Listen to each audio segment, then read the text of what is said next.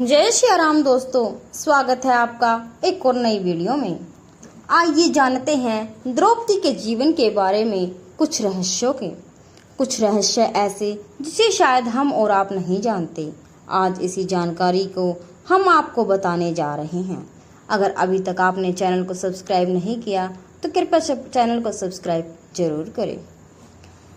द्रौपदी महाभारत का वह किरदार है जिसके बिना महाभारत की कल्पना भी नहीं की जा सकती। महाभारत का युद्ध भले ही पांडवों ने जीता था, लेकिन युद्ध को जीतने की प्रेरणा द्रौपदी थी। द्रौपदी वह ज्वाला थी जिसने अपनी मर्यादा और सम्मान की प्राप्ति के लिए कौरवों के खून से कुरुक्षेत्र के मैदान की प्यास बुझाई।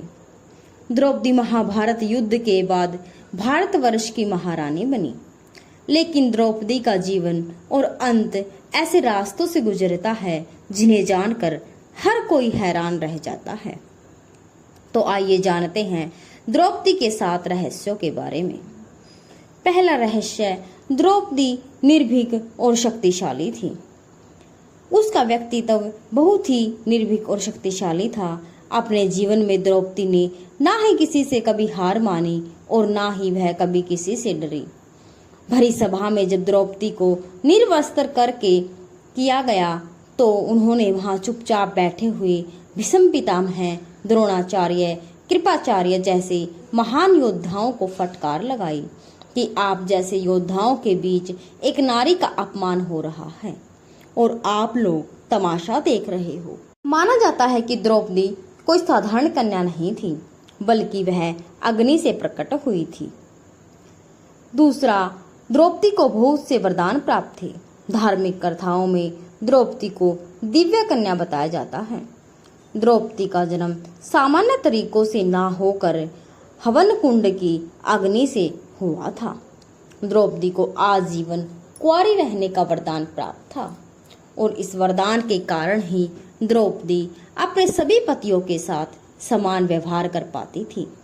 सभी पतियों के साथ पत्नी धर्म को निभाते हुए भी द्रौपदी हमेशा कुंवारी रहती थी।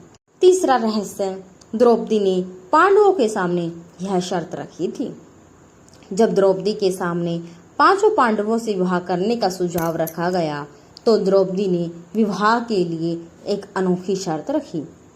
द्रौपदी ने सीधे तौर पर कह दिया कि वह इस विवाह के लिए तैयार तो है, लेकिन वह अपने गृहस्थ जीवन का रहस्य किसी और महिला के साथ साझा नहीं करेगी। पांडवों ने उनकी यह शर्त मानकर विवाह किया। चौथा रहस्य, द्रौपदी ने कुत्ते को श्राप दिया। विवाह के बाद सभी पांडवों में यह आपसी सहमति बनी थी कि एक समय में द्रौपदी के साथ एक ही पांडव समय गुजार सकता है। जब कोई पांडव द्रौपदी के साथ होता था तो संकेत के तौर पर कक्ष के बाहर अपनी चरण पादुकाएं रख देता था। लेकिन एक दिन जब युधिष्ठिर द्रौपदी के साथ कक्ष में थे तब एक कुत्ता युधिष्ठिर का जूते लेकर भाग गया। इतने में अर्जुन किसी कारण से उस कक्ष में आ गए। सजा के तौर पर अर्जुन को वन में जाना पड़ा।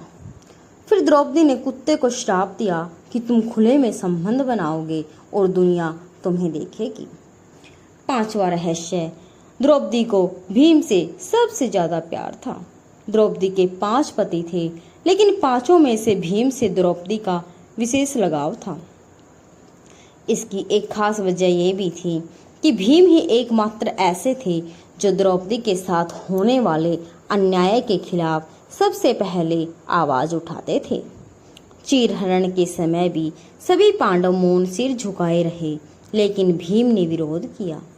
दुशासन वध के लिए प्रतिज्ञा भी भीम ने ली थी। द्रौपदी के प्रण को भी पूरा भीम ने ही किया। 6वां रहस्य, शरीर त्यागने से पहले द्रौपदी ने भीम से क्या कहा। द्रौपदी के बारे में भविष्य पुराण में कहा गया है कि वह पूर्व जन्म में एक विधवा ब्राह्मणी थी, जबकि कुछ कथाओं में उसे इंद्राणी या लक्ष्मी स्वरूप भी बताया गया है।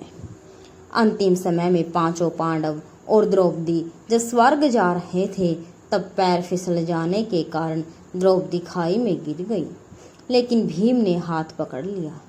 भीम द्रौपदी को बचा तो नहीं पाए, लेकिन शरीर त्यागते हुए द्रौपदी ने भीम से कहा कि अगर फिर जन्म मिले तो मैं फिर तुम्हारी पत्नी बनना चाहूंगी। 7वां, भगवान श्री कृष्ण ही उनके सच्चे दोस्त थे।